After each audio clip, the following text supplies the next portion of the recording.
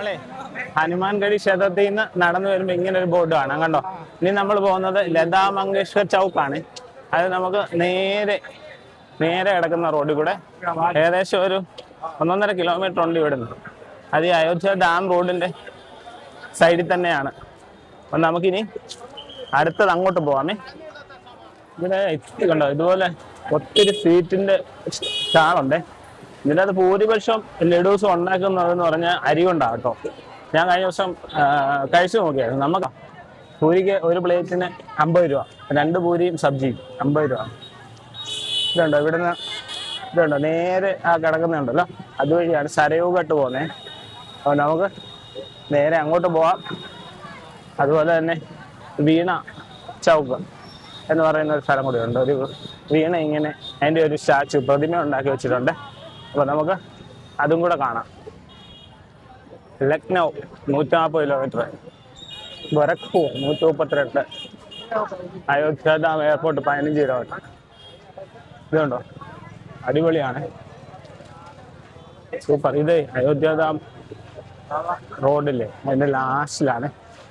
അതായത് റെയിൽവേ സ്റ്റേഷൻ്റെ അവിടെ നിന്നൊക്കെ ഇറങ്ങി ക്ഷേത്ര ദർശനം കഴിഞ്ഞ് നേരെ ഹനുമാൻഗഡിയൊക്കെ കഴിഞ്ഞ് ഇങ്ങനെ വരുമ്പോൾ ഏകദേശം രാമക്ഷേത്രത്തിൻ്റെ അവിടെ നിന്ന് 2-3-4 കിലോമീറ്റർ നടക്കാനുണ്ട് എന്നുള്ളതാണ്.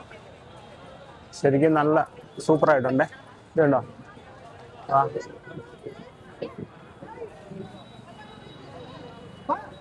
ഉണ്ടോ,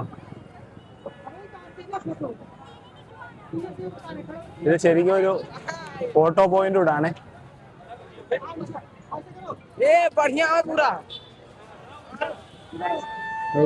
ഇവിടെ കേറിയില്ല.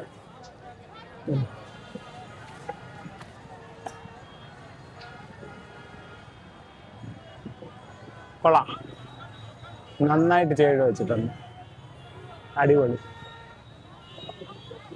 ഇതുണ്ടോ ഇത് ഇങ്ങനെ സൈഡിലോട്ട് വരുമ്പോൾ നല്ല രസമാണ് കാണാൻ. അത് കണ്ടോ അടിപൊളിയായിട്ട് ചെയ്ത് വെച്ചിട്ടുണ്ട്. ഇതുണ്ടോ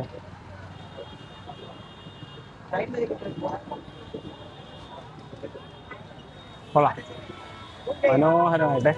ഇതൊരു സെന്ററാണ്, സെൻട്രൽ ജംഗ്ഷനിൽ ചെയ്തു വെച്ചേക്കുന്ന. ഇതുണ്ടോ റോഡാണ്, 4 സൈഡും റോഡാണ്. അതിൻ്റെ നടുക്ക് ഒരു റൗണ്ട് അബൌട്ട് ഇങ്ങനെ മനോഹരമായിട്ട് ചെയ്തു വെച്ചിരിക്കുന്ന. सर सरयू घाट जाने के लिए सरयू घाट सरयू घाट हाँ सीधा हाँ അപ്പോൾ നമുക്ക് ഇവിടുന്നല്ല കേട്ടോ, നമുക്ക് നേരെ പോകണം സരയൂ ഘാട്ട് ജയിച്ചത്. അങ്ങോട്ട് പോകണമേ കേട്ടോ. ഇവിടെ എല്ലാം കണ്ടോ ഫോട്ടോസ് എടുക്കുകയാണ്. ഇതുണ്ട് ഇവിടുന്ന് നമ്മൾ സരയൂ ഘാട്ടിലോട്ട് കയറുന്നത് കേട്ടോ.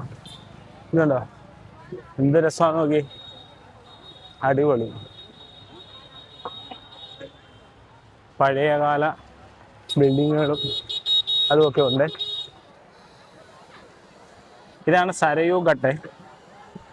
അതായത് 2 നദി, ഘാഗ്ര നദിയും കാളി നദിയും തമ്മിൽ ചേർന്ന് കഴിയുമ്പോൾ സരയൂ നദിയായി മാറും എന്നുള്ള അതിൻ്റെ പ്രത്യേകത. ഇവിടെ ബോട്ടിംഗ് ഒക്കെ ഉണ്ട് ഇതോ കണ്ടോ. അപ്പോൾ ഈ ഒരു നദിയുടെ തീരത്താണ് നമ്മുടെ രാമക്ഷേത്രം സ്ഥിതി ചെയ്യുന്നതെന്നുള്ളതാണ്. പക്ഷെ എല്ലാം നല്ല മനോഹരമായിട്ടൊക്കെ തന്നെ ചെയ്തു വെച്ചിട്ടുണ്ട്, കണ്ടില്ലേ, കൊള്ളാം. ഇനി നമുക്ക് കുറച്ചുകൂടെ നമ്മൾ മുമ്പോട്ട് പോകാം. ഇത് നമ്മുടെ സർക്കാരിൻ്റെ ശൗചാലയമാണ്. ഞാനിവിടെ ഒന്ന് കയറിയാൽ ശരിക്കും നമുക്ക് ബാത്റൂമിൽ പോകണ്ടേ, അത് കയറിയിട്ടേ എല്ലാം ഒരു പരുവാണ്. തന്നെയല്ല യൂറോപ്യൻ ക്ലോസറ്റ് ഇല്ല, നമ്മുടെ നാടൻ ഇന്ത്യൻ ക്ലോസറ്റാണ് ഉള്ളൂ. അങ്ങനെ ഒരു പ്രശ്നം ഇവിടെ ഉണ്ട്. എന്തായാലും കയറി 10 രൂപയാണ് വാങ്ങിച്ചത്. അത് കുഴപ്പമില്ല, വൃത്തിയുണ്ടായിരുന്നു. എത്രയോ പേര് പോയത് മുഴുവൻ ഇങ്ങനെ കിടക്കുക, ക്ലീൻ ചെയ്യുന്നില്ല. സർക്കാരിൻ്റെ ആയതുകൊണ്ടായിരിക്കാം.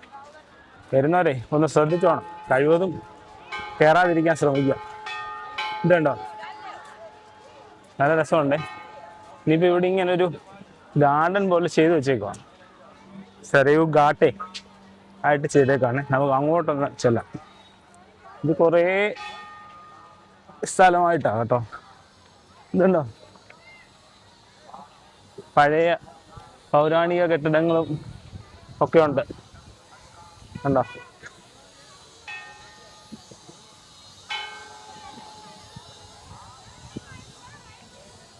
ഇതിങ്ങനെയാണ് ഇതിൻ്റെ ഒരു ടോട്ടൽ വ്യൂസ്.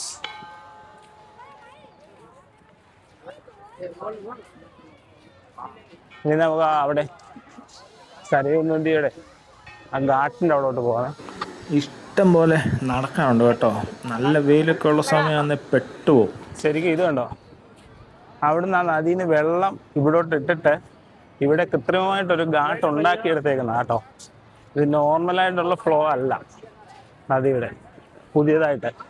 അവിടെ അപ്പുറത്താണ്, ഇപ്പോൾ കാണുന്നതിൻ്റെ അപ്പുറത്താണ് സരയൂ നദി നാച്ചുറലായിട്ടുള്ള. ഇത് ഇവിടെ കുളിക്കാനും എടുക്കാനും ഒക്കെ ആയിട്ട് സേഫ്റ്റി ആയിട്ട് ചെയ്തു വെച്ചേക്കുന്ന കണ്ടോ. വെള്ളം അവിടുന്ന് പമ്പ് ചെയ്ത് ഇതിൻ്റെ അതോട്ട് അടിക്കുകയാണ് കണ്ടോ. ഇതുണ്ടോ, ഇങ്ങനെയാണ് ഇവിടുത്തെ സംഭവം.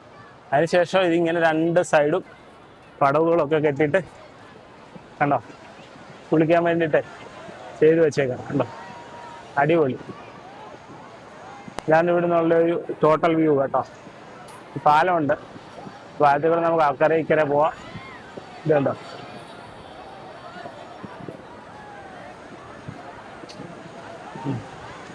അടിപൊളി.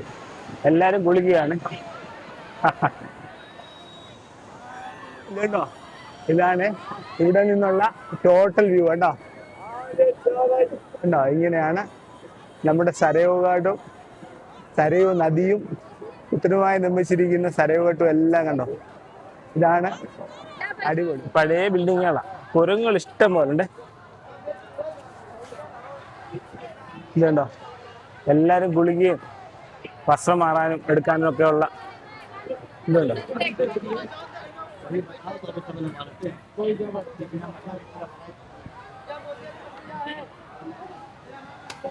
ഇങ്ങനെയൊക്കെയുള്ള നിർമ്മിതികൾ, പഴയ നിർമ്മിതികളാണ് ഇവിടെ ഉണ്ട്.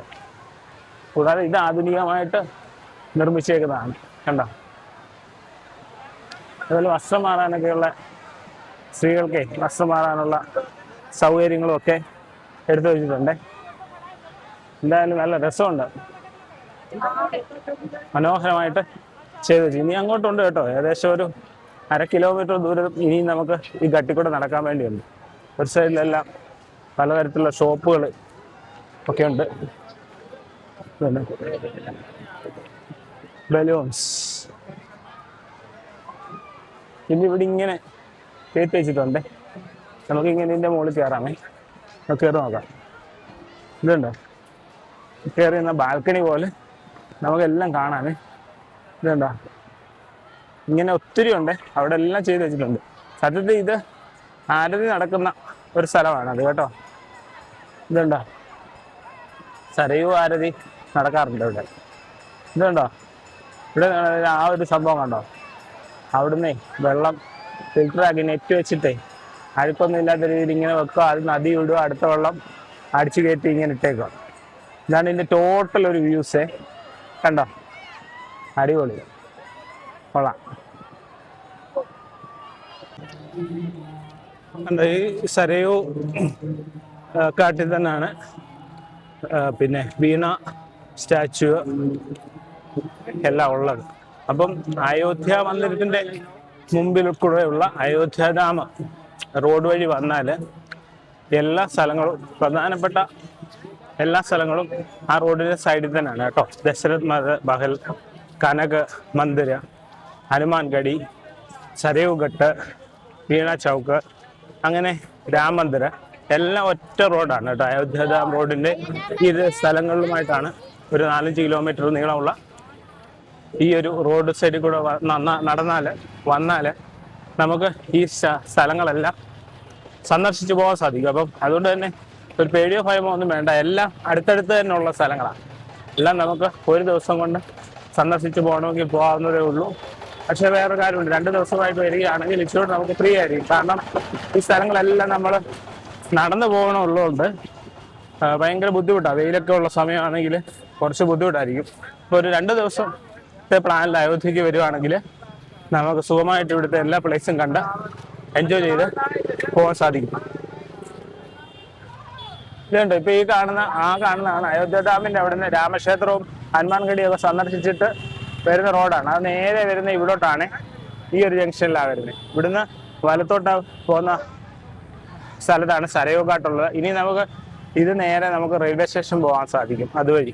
ഇപ്പോൾ ഈ തിരക്കാണെങ്കിൽ ഇതുവഴി ഓട്ടോയോ ഇതൊന്നും നമുക്ക് കിട്ടാൻ സാധ്യതയില്ല. അപ്പം ഇവിടെ വന്നു കഴിഞ്ഞാൽ നമുക്ക് ഇവിടുന്ന് റെയിൽവേ സ്റ്റേഷനോ ഒക്കെയുള്ള ട്രാൻസ്പോർട്ടേഷന് ഇപ്പോൾ അവൈലബിൾ ആണെന്നുള്ളതാണ്. അപ്പോൾ ഇതാണ് ഇവിടെ വന്നാൽ നമുക്ക് അത്യാവശ്യം ഇവിടെ വരുമ്പോഴത്തേക്ക് ഇവിടുത്തെ പ്രധാനപ്പെട്ട സ്ഥലങ്ങളെല്ലാം നമുക്ക് കാണാൻ വേണ്ടി സാധിക്കും.